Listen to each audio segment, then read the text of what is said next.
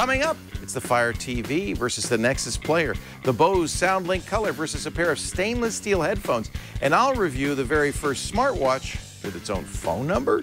It's time to watch before you buy. Netcasts you love. From people you trust.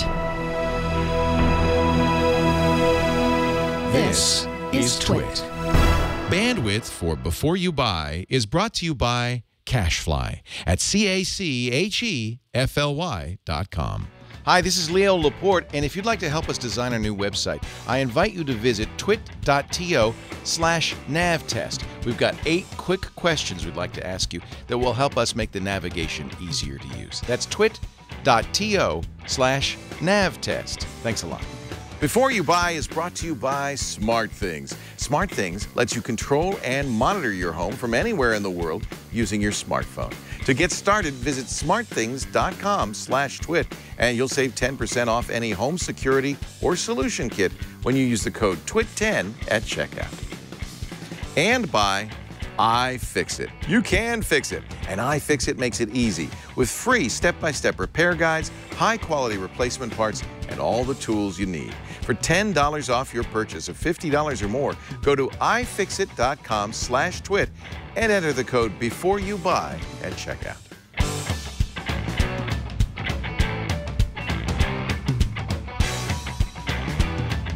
A boom, boom, boom, a boom, boom, ba boom, boom, boom. Welcome to Before You Buy. That's the Twit product review show where we get the latest and greatest stuff. We give it to our hosts and say, what do you think? How is it living with this device in the real world? We've got a real face-off coming up here because we've got 2 devices designed for your living room to help you watch internet television on your big screen TV. Jason Howell will kick things off with a look at the new Nexus Player. This is Google's return to this space. It's like a platter of Nexus stuff. It's right all here. Nexus. Yeah. This is the Q, which came out 2 years ago, was kind of like this, right? Well, you know, the Q was a sphere with a rotating top. That was like the beginning of this world. Right. And Google's tried Google TV. I had Logitech's Google TV box. At Google I/O, we had the ADT1, which is the developer kind of edition of what ended up being the Nexus Player, But this is now for sale and available. This is for sale through the Play Store. It's the Nexus Player, $99. All of these are $99. Well, yes, so this is just $99 flat. Yep.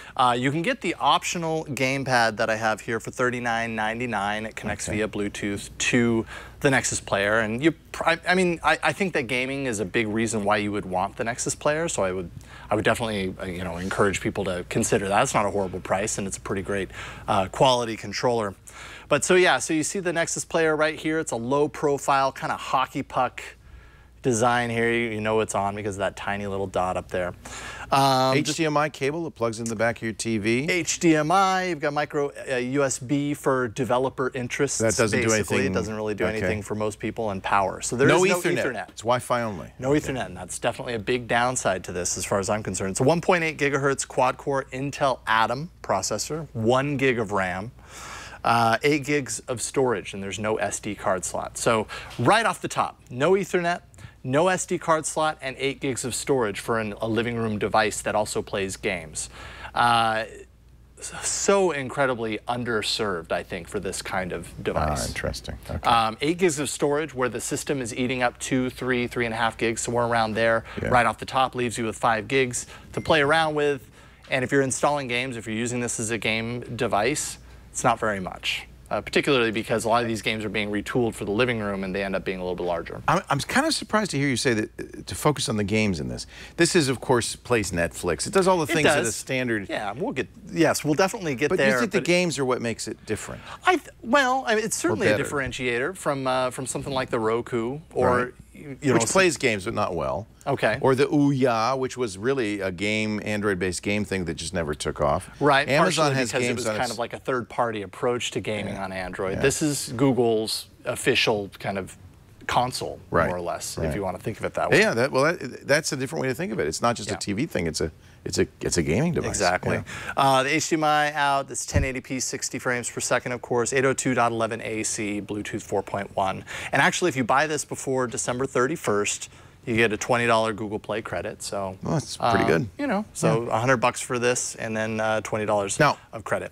You can buy the controller extra for 40 bucks. Right. But it does come with the remote control. It comes with this remote control. So we can do the remote here. It's a small, more or less functional remote. And I don't know if we have the interface to where I can kind of... Yeah, we're not able to watch television on this or the Fire TV later in the game because these guys have HDCP on them, so they won't let us. Yeah, so I mean, I don't know if it's going to let me pass through any video. In fact, look, there's Leo Laporte on This Week in Google. I love that show. It's a. Are you okay, Leo? So you can get podcasts on this too.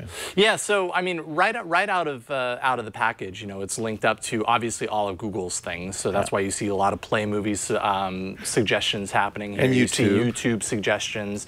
You also see Haystack. I installed Haystack, which is a third-party app that's more news-based, and thankfully that seems to be tied into here. One thing you don't really see up here is Netflix. Oh, hey, My Little Pony. Thank you, Lucy. I appreciate that. One thing you don't see up here is Netflix, and you also don't see that at this point, which is probably the service I use the most, in the integrated search, which the search is definitely one of the powerful things. Does it not have? Oh, there's Netflix at the bottom. Yeah, so you have the Netflix has Netflix, app, but you can't search and came Netflix. pre-installed. And there's the suggestions inside of it. Got it. And the suggestions inside of it. So let's see. I'll do a search for. I wonder if that's Netflix has an API, doesn't it? Well, I think it's a Google API that Netflix hasn't worked into their app yet. Okay. But I don't know. I thought it was weird that they're a launch partner and they didn't have it kind of baked in. But I suppose you can hold that against Netflix. So let's see here. So do a search. Let's see if this works. Science fiction movies from the 60s. Oh, you can talk to it. Okay, so that just picked up that's probably our fault. In part. Apologize about that. Movies with monkeys. For 300, Alex. Okay. Come on, are you going to do it? Hey, there we go. Well, now that's impressive. Monkey, now, monkey has to be in the title, I guess. Yeah. And then let's see here. Wow. Walking Dead. I'm sorry, got my wow in there. But that's okay. all right. It's still got it. So it's able to do a lot of this kind of searching. Right now, it seems to kind of search into the Play Movies database. Actually, if I do this again, Walking Dead should give me a card. Yeah, there we go. And it'll give you the option to, hey, this is on Google Play Movies. Do you want to just go right to it? And you can, Does it push you to the paid version even if there's a free version? That's the thing. That's why, other services really need to tap into the search functionality. And so I suppose you can kind of hold them accountable. But once they do, like I know Walking Dead is for free on Netflix. I expect that when I use this search. And if I don't get that, it kind of feels a little bit like, hey, we've got this paid version. Why don't you just get it from us instead? And you could probably blame Netflix for that. That was one of the complaints about the Amazon Fire TV too. Okay. It pushed you towards Amazon content. Yeah, but, which I mean I suppose is part of their reason for having their own ecosystem in this regard. Now I notice you have your Nexus 6 out. Can you control it with an Android phone as well? I can. So there is an Android TV remote app. It's not the most beautiful app in the world, and honestly, this was available when they did the developer preview during the summer. I truly thought they were going to revamp this before the official public release of the Nexus Player, but you can do hard to pair it, or is it just see it on the Wi-Fi network and say, I see you have a Nexus. And it pairs with a four-digit kind of code. So is it Bluetooth or is it? It pairs via Bluetooth. Oh, it is Bluetooth? Yeah, I'm not sure. Actually, that's a really good question. I know that it has to see it on the Wi-Fi network, but then you're presented on the screen and on your device with a 4-digit PIN. And so that's done manually. I'm not sure if that pairing is done via Bluetooth or not. Right. And then, of course, the controller can be paired as well. Let's see here. So, what have I... and by the way, this remote, I don't know how it comes across on video.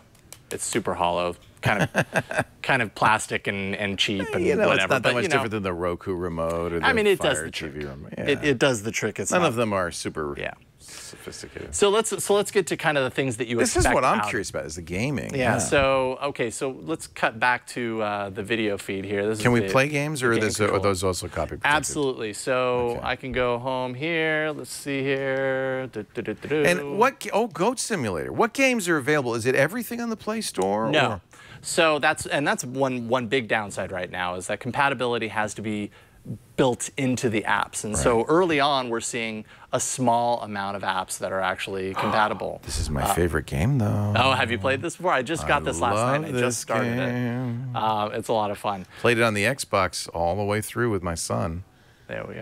Yeah, this is. So, you know, I actually really. Did I just turn on chose Dutch? Deutsch. I'm sorry. I did not. Well, this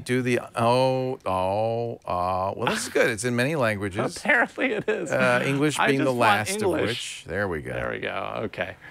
How is performance on it? Now, this game was a big hit on the Xbox, the original Xbox. I think performance is fine. You know, with gaming. You can play it on an iPad now. With gaming, I find the God, I don't find this menu system to be very intuitive. With gaming, I find the performance to be pretty smooth, pretty fluid. A little, you know, a few slowdowns here and there, but. I'm excited. I'm horrible. You know what? I'm going to go like buy this just to play Stranger's Wrath from Oddworld. I love this game. Yeah, you know, so looks good too. This is the kind of stuff that excites me because long ago I stopped buying consoles for my living room. So it's kind of nice to have something that's, you know, $100 that has the potential expansion of library, as I think Android is, you know, will be capable of. So you want to get that chipmunk right there, yeah. Fire. There we go. Okay. Was that it? Now watch, the bad guy comes out and the chipmunk, blew up the dock. There you go. Okay, all right, cool. So there you go. I mean, I'm not going to play through this game because that's not what this is all about. But I'm actually interested to see the quality is good. Yeah, the quality is pretty good. And I it gotta looks say, smooth. You know, but you run into a limit with storage. So the more games that you install, obviously you're running up to that. You only have 8 storage limit. gigs. And so here's the Play Store, so you can kind of get a sense. Entertainment apps, there's some. There's not a whole lot. Some of the big, I mean, a lot of the biggies are in there. But is there anything obvious missing? That's a really good. It looks like it's all there. I mean, you've got your main. Do you have Sony's Crackle? Yes. You have Crackle. You have yes. TED, Do you have Crunchyroll? Yes. Crunchyroll, I don't believe is in here. Oh. Haystack, Hulu, Netflix. Seems like there's some games and content for kids, like Madeline was in there, and that's good. Yeah, the game selection is pretty low, and you know, I know that there's puppies. a lot of games in the Play Store that are gamepad compatible, but they're not necessarily cleared for Android TV yet. So I'm hoping that, you know, that happens soon because I really, with this, just want to play games with it for some reason. It just feels like the obvious thing to do, especially when you have the gamepad. But I would say, you know, the thing that you expect it to do, a living room device, is play video pretty fluidly and all that. And more often than not, I would run into issues with video playback. I'm not sure entirely exactly why. It's probably not going to do it right now because I'm showing it coming to us from YouTube, right? Yeah, so this is YouTube, for example. It's probably not going to do it right now because, you know, it's like extended use of hours and hours of watching video at home. But you'd find some buffering or stuttering? Or? It would freeze up for a split second and go. I don't know if it was buffering or if it was like the processor was having a hard time keeping up with things. This is probably really confusing for people to watch. Wait a minute. Aren't I watching a Twitch show? But I noticed it regularly, actually, and enough where it was obvious that it was happening. And I don't feel like I see that with other devices in this kind of Is there a Twit app on there? No, there's no Twit app on so Android TV. This is a limited app store. Limited app store, yes. Yeah. People are going to have to update their stuff. The UI, I think, makes sense. Nice graphical touches. No Amazon Instant? Voice search is awesome. No. Nope, that's not on there, so you're missing out on that. But I think, you know, for a video player to not play back video as obvious, you know, as fluidly as possible. That's like at the top of the list. Right. And that was kind of a bummer. Also, another thing before I get to the pros and cons, it has Google Cast support. So it does have... This is, in fact, a Google Cast dongle, in effect. More or less, but here's where it gets kind of tricky, right? So on Netflix, if I had just have my Chromecast connected to a TV and I activate Chromecast in my Netflix app and send it to a TV, it plays. Here, there's a Netflix app also on there. So regularly, I would load up my Netflix on here, connect to it via Chromecast, and send the video. And instead of just launching into the video, it would launch the Netflix app and then ask me to log in. So then I had to find the remote and log in. Even and then if you'd already logged in? Yes. Oh, that's not good. And so there's a little bit of confusion there. Again, don't know if it sits on the developer side or if it's on the underpinnings of Android TV, but things to figure out. So this is the first Android TV implementation from Google? Yes, the first consumer version of Android TV. How is Android TV different than Google TV? Well, that's probably a long and And you know what? I'm probably not the right person to ask that because I never had a Google TV personally. Yeah. Ron Richards would be the perfect person. It's very different from the interface point of view and much, much, much superior to Google TV. Google TV had a browser in it. Right. It was much more elaborate. This has more apps available. I think this is a good choice. And that's probably it. I think that what they're doing with Android TV is they're paring it back and saying these are the limited amount of things that you can do in the living room instead of, go hog wild. Pros and cons. Pros, I would say Android TV just as a platform has promise. I'm looking forward to, what is to come. Gaming is a lot of fun on here. I'd say it was one of my highlights with the Nexus Player. Voice search definitely has potential. It's obviously powerful, but it has ways to go to become even more powerful, which is what you expect as a user. The cons: choppy video playback, which I think is kind of a killer to a device like this. Critically low storage with no expandability. I mean, you're going to run into that limit pretty fast if you get this device. Wi-Fi only feels kind of locked down and unnecessary. I feel like it's a living room device. I should be able to plug it in through Ethernet and not have to worry about the downsides of Wi-Fi.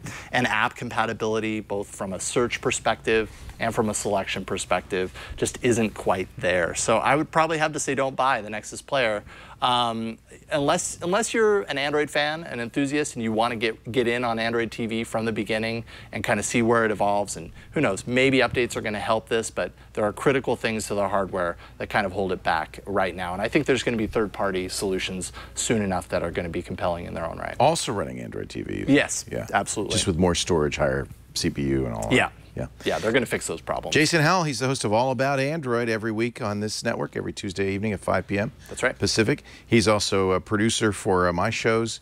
And there's something else, this Android App Arena. What's that all about? Android App Arena, that's every Wednesday, 4:30 p.m. Pacific, live here on Twit. And I basically review 4 to 5 great Android apps. Every week?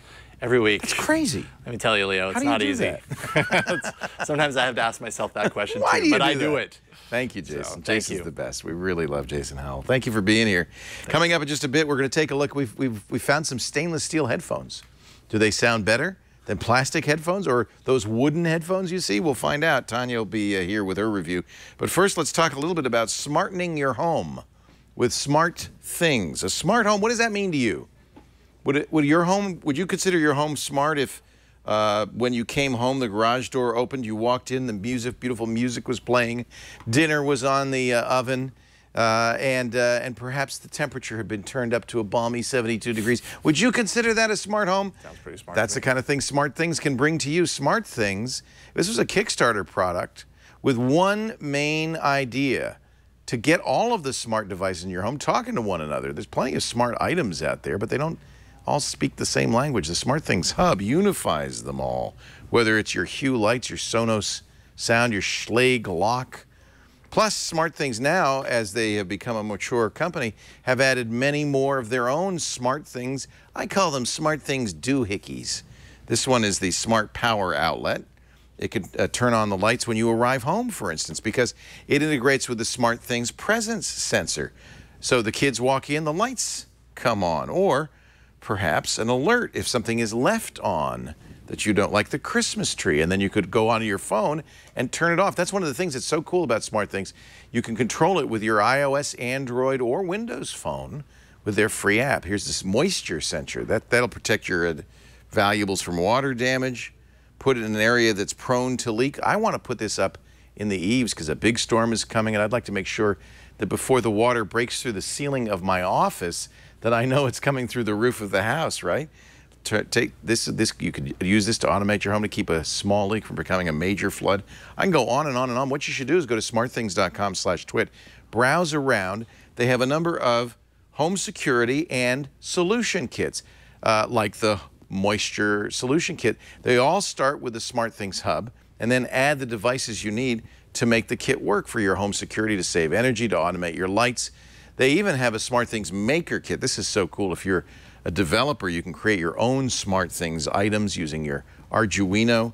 They also will allow you to publish your SmartThings scripts and solutions so others can use them. I think SmartThings is, well, just so darn smart. Imagine with the Smart Power Outlet and moisture sensor, triggering your coffee maker to start when you get in the shower. right? Hey, it's wet. great. It's wet in here. Let's start the coffee. So, I love that idea. SmartThings.com/twit. By the way, if you want to pick up a home security or solution kit, use our offer code TWIT10 and you'll save 10% off. With that discount, solution kits start at just $170. Home security kits start at $350. And of course, you always get that hub, which means it's just the beginning of your SmartThings journey. And free shipping in the U.S. SmartThings.com/twit. Use our offer code TWIT10 at checkout to save 10%. I've seen headphones made from so many different materials. I even have a Moto Hint that's got leather on it. But when we found the stainless steel headphones from RHA, we knew only one person could review these. We call her Mrs. Wolverine. Yet, no, she doesn't have adamantium claws, but she does have stainless steel ears. Tanya Hall, what do you think? Hi, I'm Tanya Hall of Marketing Mavericks here on Twit TV, and I'm going to review the RHA T10i in-ear headphones.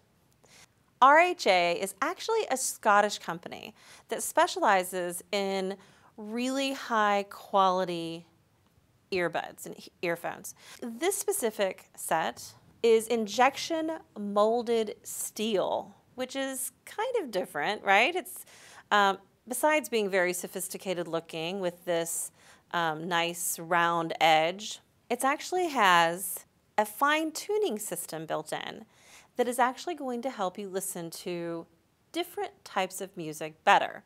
You can adjust for treble, you can adjust for bass, or all around listening.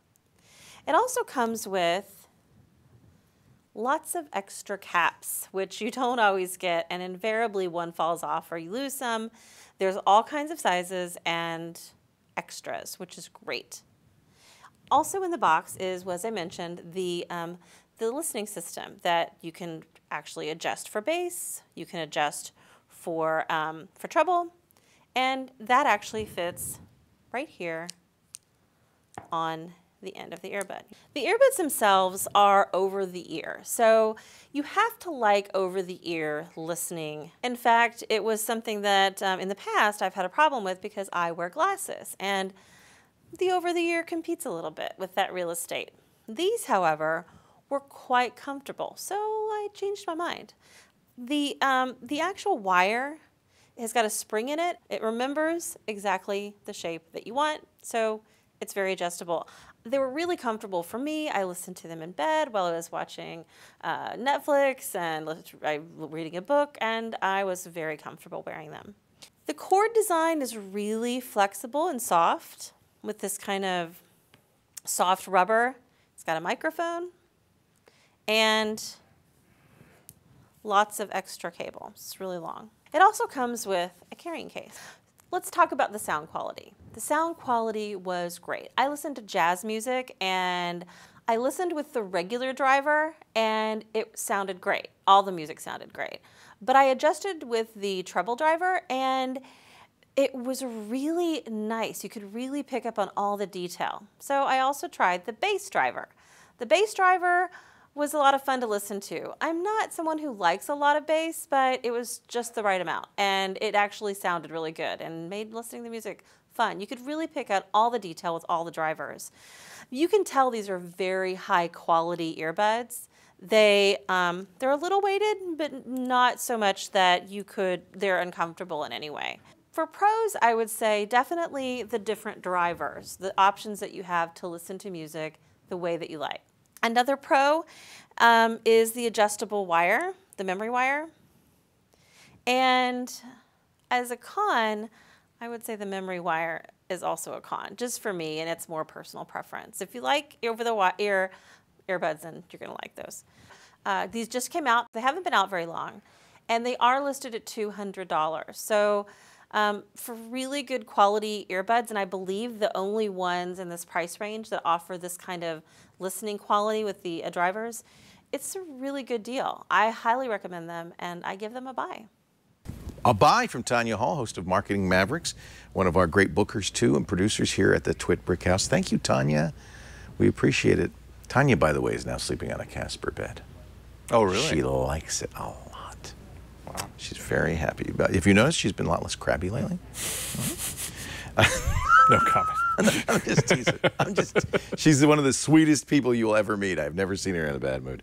All right, let's take a look at sound. Now, I have a Bose, the big SoundLink 2, which I really like as a portable Bluetooth speaker. I take it with me when I travel, but it's a little big, a little bulky. It even has a leather cover and all this. Bose has come up with some more jazzy looking and smaller SoundLinks. This is the Bose SoundLink Color.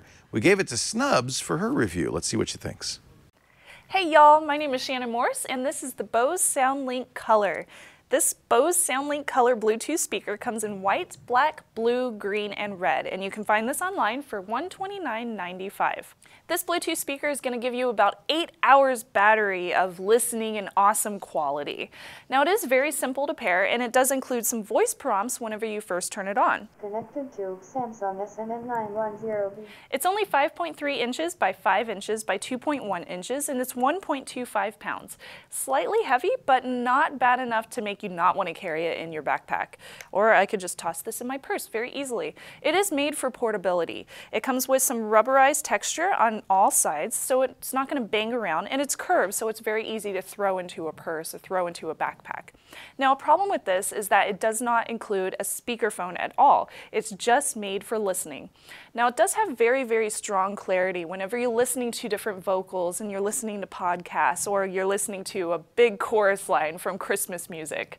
On rock and roll, it was very fun to listen to, but some instruments I noticed they tend to distort at louder volumes. The bass quality on this speaker is excellent. I was able to listen to bass up at max volume, and it really, really surrounds your entire room with sound. It was awesome. I was very, very proud of this. And unlike other Bose speakers on the market, this one charges via micro USB, so it's very easy to just find a simple micro USB cable from any device and charge it as long as you need. And it only takes about 3 hours to charge to full maximum capacity for the battery. Now for the pros and cons of the Bose SoundLink Color. First off, the pros: very clear vocals. I love the excellent bass, and it's a great price, especially for a Bose speaker. And on the con side, there is no speakerphone and there is no NFC, and there was a slight instrument distortion with different songs if they included lots and lots of different instruments. So do I give this a buy, try, or a don't buy? Well, given that I listen to a lot of bass music, and that's very important to me that it actually sounds good, I give it a buy. Again, this is Shannon Morse, and this is the Bose SoundLink Color. The Bose SoundLink Color, Snubs says 2 thumbs up. Oh, I can't do that. It's trademark. Is it? 2 pinkies up. Yeah. 2, really? Yeah. Ebert. 2 index fingers up. Yeah, Great. Don't do that. We get in trouble here. Actually, I have the Bose SoundLink Color. And you know what's really good for is audiobooks. I take my audiobook with me because it's little.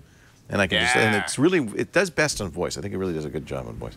Hey, you recognize that guy, the old redhead himself? Chad Johnson is here of OMG Craft. Patreon.com/OMG Chad. Correct. YouTube.com/OMG Chad. Chad. There it is. Chad on the street. What's that? So for the Patreon, which we just talked about, if we got above a certain amount of money, and so you had to go out in the street. I promised them a chat on the street every month. How fun! So I just did one for Thanksgiving, and we talked to people and asked them about their Thanksgiving. And of course, the Giz Wiz yes. every Thursday on this network. Episode 1500 is coming up. I know. It'll be the by. First episode of the new year. I will stop by. That'll be great. I will still. I will be. I've been sleeping for a week after our end of the year New Year's Eve party, but I will stop by. Perfect. So we earlier you saw the Nexus Player, which was Google's first entry into this little inexpensive dongle. Actually, not really, because Chromecast is in there. But your competition is Roku, Apple TV, and then this is the Fire TV. But this is. Now, the Fire TV stick. This is the stick. What's this? The HDMI dongle that's way smaller. So we can't see it because it's plugged in here. Well, right? we also, for technical reasons. Yeah, movie magic reasons, it's actually way back there. But there's nothing to see. It looks like a USB key with a yes, HDMI port. Exactly. It's a little bit longer than the Chromecast. But now the Chromecast gets its power from USB. Does this need USB as well? It needs USB. Right. I saw some reviews on Amazon that said that I know with the Chromecast I have it plugged in. My TV TV has a USB on it, and I can plug in the USB on the TV and then into the Chromecast. That's what I've There were done. some reviews on Amazon that said that it couldn't to do that. It needed to be plugged into the wall. The Fire Stick needed to be plugged into the wall. Okay. So it must be some voltage thing that some USB sticks can. Okay, so beware of that. Absolutely. It is possible. Roku also makes a stick, but it uses a technology called MHL, which isn't everywhere. TVs have powered HDMI, and if your TV had an MHL port, you could have plugged it into there. But I think Amazon decided wisely, we're not going to require an MHL port. Nobody has them. Exactly. So so you do have to plug it in to USB, and size is comparable. Everyone is going to compare this to the Chromecast and the Roku stick. So the Roku. Let's compare it to the Roku I'm stick. also going to compare it to both. Okay. In terms of speed, it is much faster. Let's go ahead and show the interface. Okay. It's in its own little. Oh boy, that thing. popped right up. It is way fast. Oh, look at that. You can hear me clicking. I clicked an It's ad very by accident. responsive. I'm watching you work. But it is super responsive when it comes to. That's actually something the Roku doesn't. Even the Roku 3 doesn't do as swiftly. That is very fast. Right. It really is. I got to say that I really like it. Every once in a while there'll be a hang up of like a few frames, but other than that, it's incredibly responsive. Even my Xfinity cable box isn't that fast. That's and it good. only has like the worst interface in the world. Well, to, all right. You know, so I can play. It has all sorts of different features, so including video, including audio. If you have anything on your library, let's skip back over here to kind of show it off. You have your home, which is sort of their featured lists or things you've had recently. Prime Video. And then movies and TV, which is basically Prime Video, but broken out into those two things. If you have something on your queue, that's your watch list. Your video library, you can either buy things, and this is the things that you've bought, or you can also upload things. That's because, that's stuff. interesting. Yes. So because it's from Amazon, of course, anything in your Amazon store will be in your video library. Right. But you're saying I can upload to stuff your locker, to your storage to locker. my Amazon locker? Yes, absolutely. Interesting. So it also has some home games. videos could be up Home there. videos could be on there, which is really nice. It has games, and it does include it does not include, but you can buy separately a game controller, just like with the Nexus Player that we just saw. That game controller is also $39.99. Same Boy, price, there basically. is, and there's so much competition in this space. What's interesting, you compare it to the Chromecast, and certainly it's very different functionality, but price-wise, $4 more. that's what's really interesting about this. It's $39. $39 instead of $35.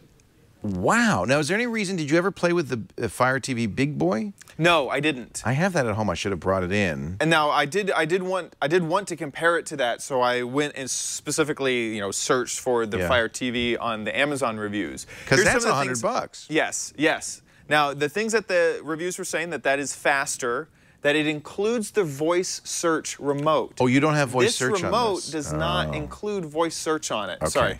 And that was something that the Google product does have. Now, you can buy the voice search remote for $30. Okay. For $29.99. Got it. You can also use the app, the Amazon Fire TV app, but it's not out on iOS yet, so I never got to use it. Is it on Android? It is on Android. Or do you have to have a Fire phone? No, you don't have to have a Fire phone, but it is out for Fire phone and Android. It's not out for iOS yet, but that will give you the voice search for free because you can use the... So if you have an Android device, then you don't have to worry about it. Exactly. Yeah. Exactly. So, okay, so you can do some games on it. Let's go back to the TV interface.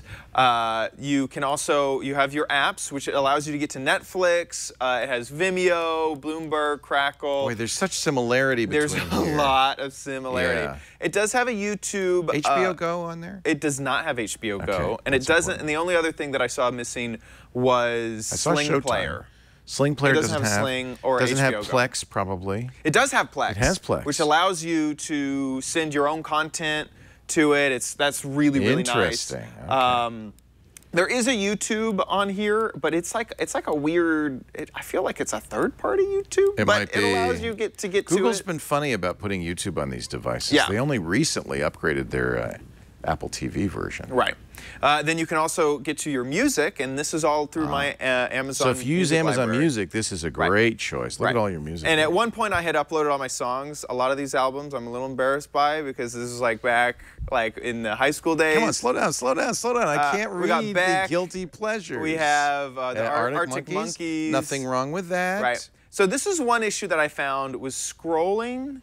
It's fast. Well, it's fast. It's too fast. Well, I felt like if I have 500 things in this. Oh, that's gonna take a while. It's gonna take forever. But you know, there wasn't like any next page sort of thing. Or an alphabetic list or something. Right. Well, there are. So I'm in the recently played, but I can go into playlists and I can break down by artist and whatnot. Is there like search for music too? There must be. Yes, there is. There is. Now, one really cool thing. Let me find something that's gonna know. It's gonna know AWOL Nation. Let's say I start playing any of these songs. Let me play some of these. It has a really neat. So you've heard of them, AWOL Nation? AWOL Nation. I saw them at the 49ers game. I thought. No big deal. You didn't like them so much. I was wondering if they were famous. Yeah, they are. They're famous. Sail. Have you heard the Sail? Yeah, they do that. So this is really neat. It's showing the lyrics of the song as it's playing. I started playing. I was like, wait, do I have a song called "I Was Born to Rage"? But no, it's playing. It has sort of like that. I like it. So there's a little karaoke thing going on here. Exactly. With my mother's rain. Yeah. Wow. With my mom. They sang this at the Niners game. Yeah. So anyway, I thought that was really neat that it would show you lyrics. It'll show you, of each thing. It's almost like that. What is the X-ray feature? Yeah. It's built into the Kindle. It kind of felt a little bit like that. I think this is their X-ray. I bet you X-rays in the movies too. Oh yeah, on this. Yeah, it is. Yeah. So anyway, that's music, and then you have your photos. If you uploaded any of your photos, I didn't.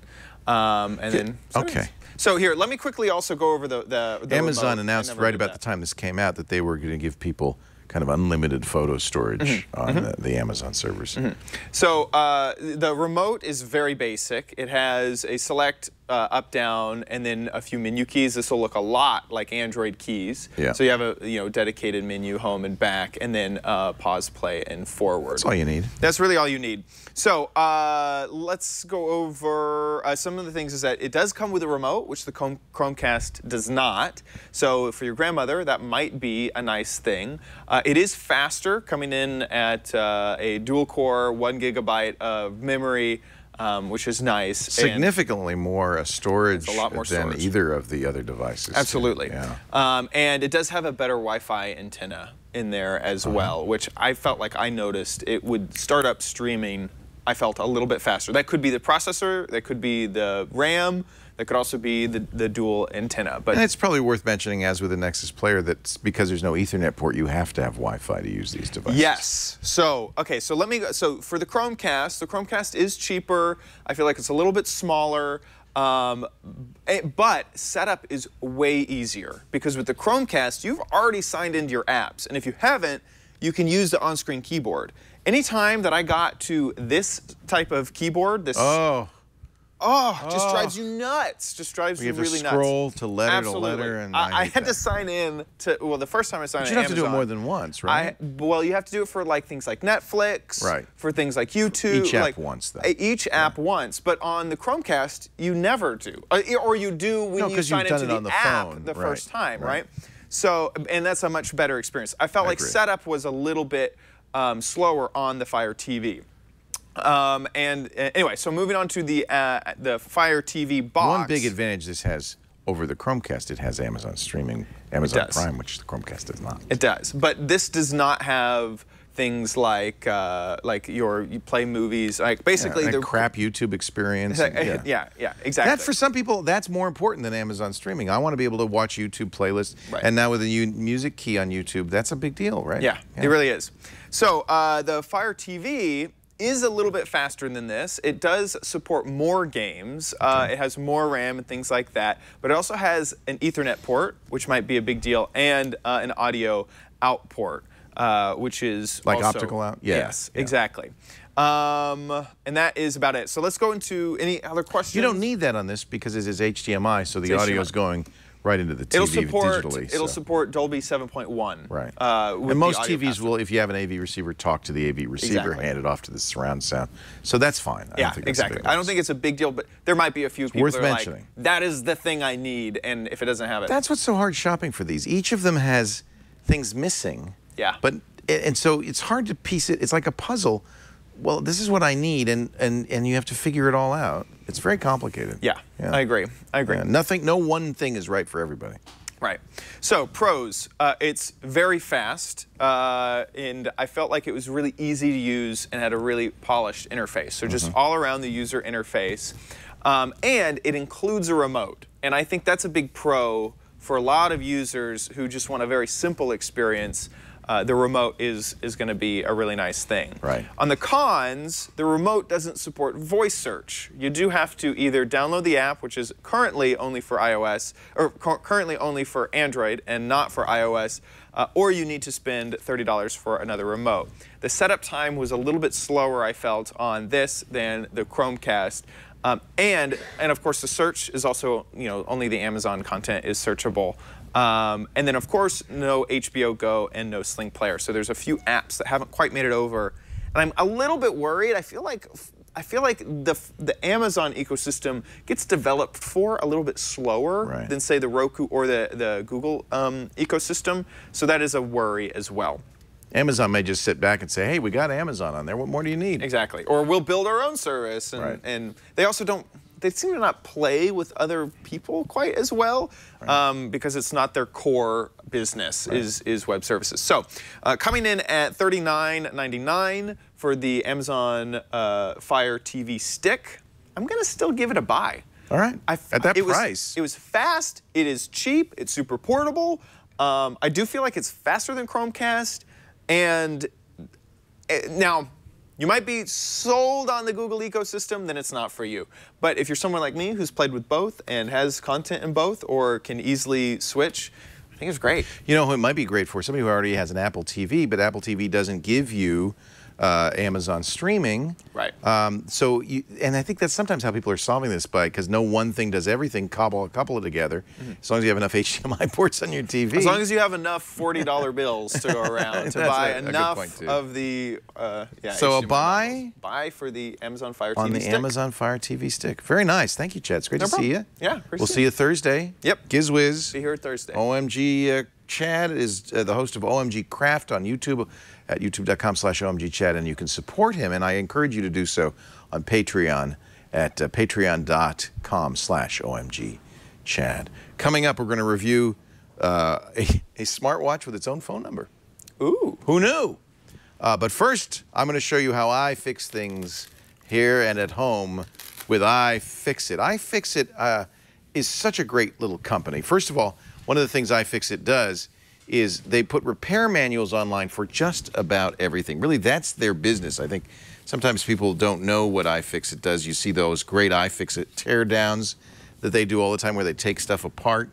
But what they're really doing, and the point of taking all these things apart, is putting repair manuals together. Those repair manuals are free, and man, there are thousands of repair guides online.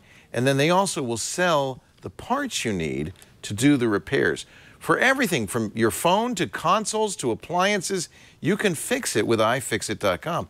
But there's one other piece to this puzzle, and for the holidays, a great gift for the geek in your life, and that's the tools.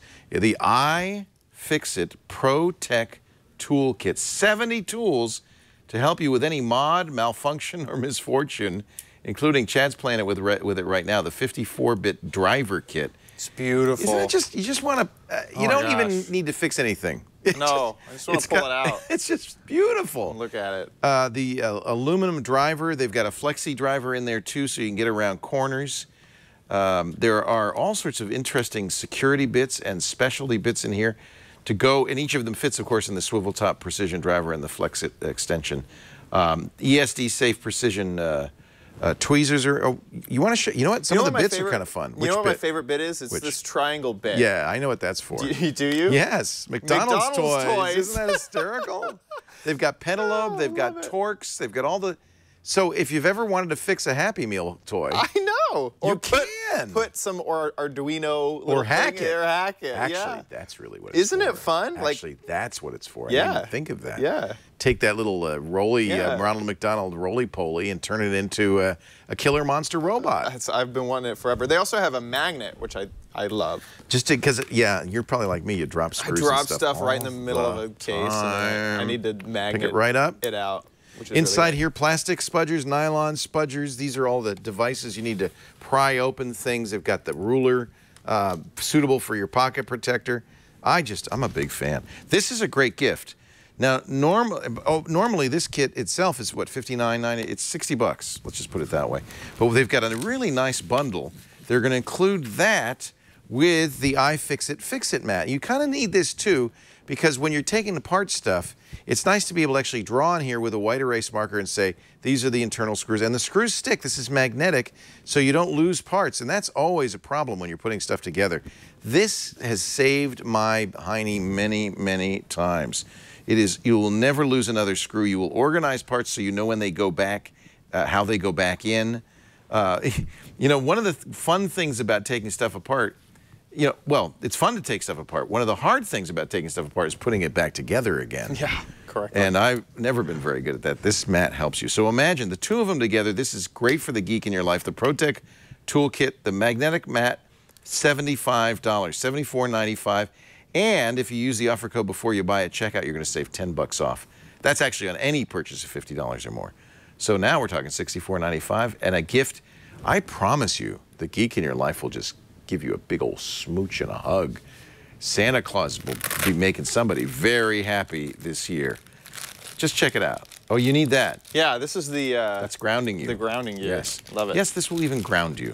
iFixit.com/twit. Chad is going to take ours home, I think. I'm just playing. I'm just like, I got some McDonald's toys at home that I'm ready to put some. You know what? We always talk about fixing the McDonald's toys. I didn't think about hacking the McDonald's toys. You're gonna hack That's a good idea. Yeah, yeah. All right, so we saw this. Remember the Samsung event not so many months ago where they showed the Galaxy Gear S? Well, it's now available. This is kind of a watch that has some limited appeal because, first of all, you have to use a Galaxy phone. In fact, I think you need the Galaxy Note 4 to even use this. That's ironic because this is a Tizen-based watch that is essentially the closest thing to a standalone device, Dick Tracy watch, there is. It has 3G and 2G built into it. It has its own phone number. In fact, when you first set it up, they suggest you forward your phone's number to this watch so that you can answer calls on your watch. The watch faces are pretty. It's a Super AMOLED display, 2.0 inches, 360 by 480. But already you're seeing one of the problems. To save battery, like all of these devices, it turns itself off. But turning it on is not the easiest thing in the world. And that isn't even fully on. You might have to press the home button to get the full screen. This is a nice watch face. These, of course, are interchangeable. This one has a little dial for steps.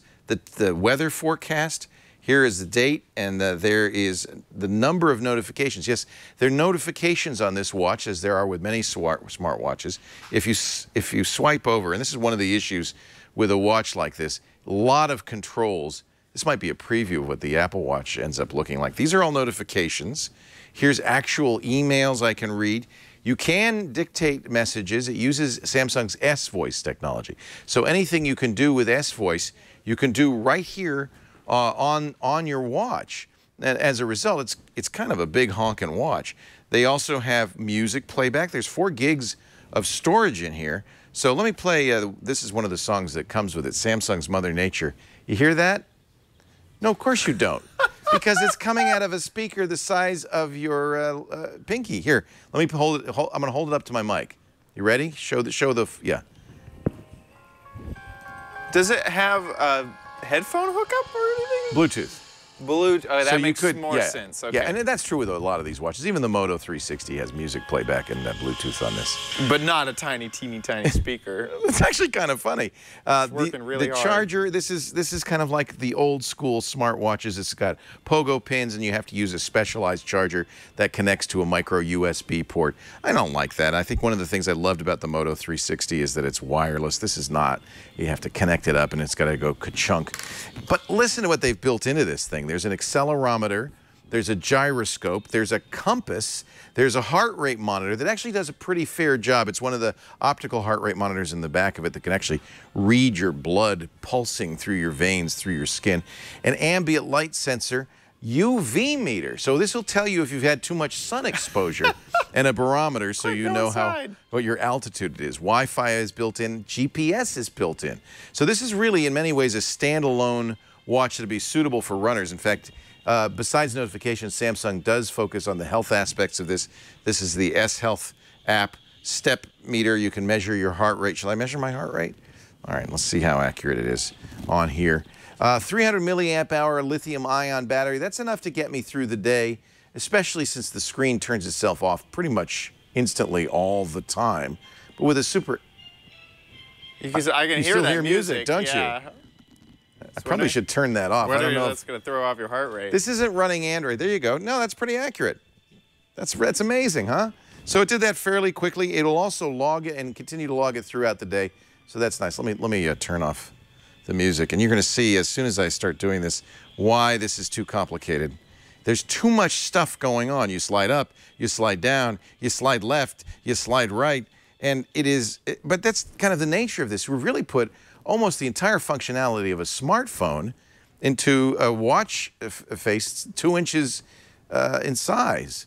I even got news on here. Yes, there's news. Clickbait on your watch. Clickbait on my watch. Can you believe that? Here's my calendar.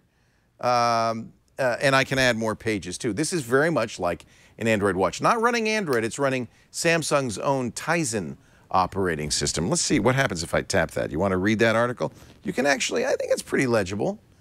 I'm not sure I want to spend a lot of time holding my wrist up reading this text. One thing you can say about this watch, you've got to give them points for ambition.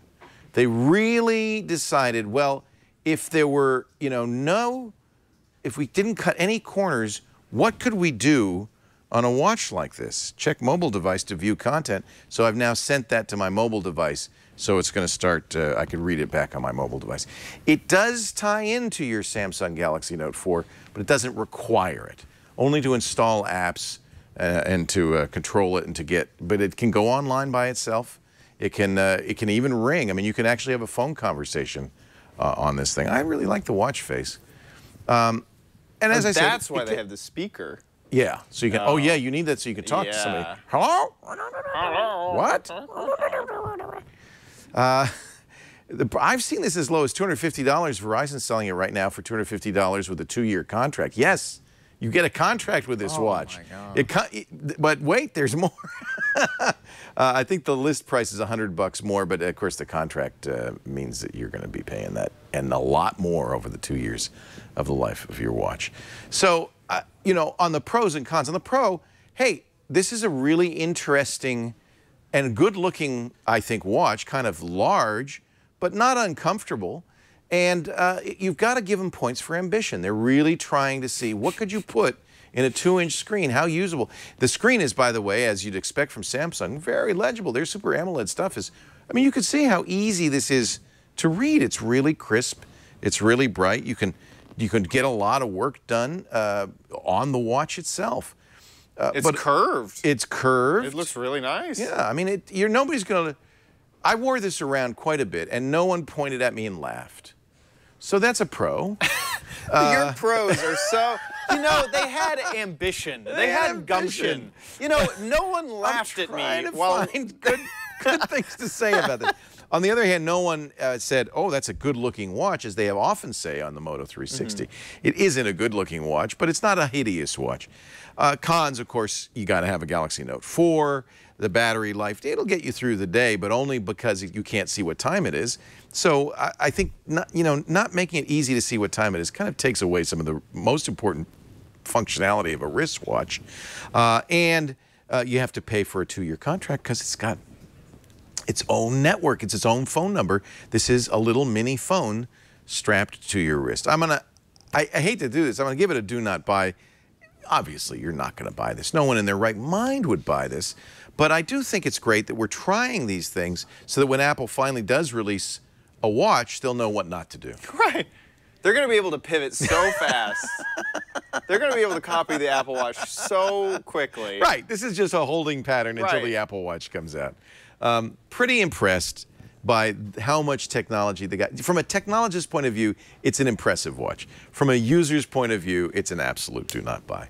And that's it for this edition of Before You Buy. Thank you, Chad Johnson. Great to see you again. Shannon Morse, Jason Howell, and of course, Tanya Hall. Thanks to our technical director over there. He's hiding out, Brian Burnett. Good to see you, and good to see you. We do Before You Buy every Tuesday afternoon about 4 p.m., 3:30 to 4 p.m. Pacific, 6:30 to 7 p.m. Eastern Time. Come tune in and watch live if you want. Sometimes some of this stuff is pre-taped, so you won't necessarily see the whole show. For the whole show, you got to go to twit.tv/BYB or our YouTube channel, youtube.com/beforeyoubuy. You'll also find individual reviews there. So if you see a product you know a friend or family member is about to buy and you want to send them that review, you could just send them that review right from our YouTube page, youtube.com/beforeyoubuy. Our email address, byb@twit.tv, and we would love to hear from you. Your thoughts, your complaints, your criticisms, your suggestions, most importantly, products you'd like to see reviewed next time on Before You Buy. Thanks for being here. I'll see you next time. And remember, you got to watch before you buy. Bye-bye.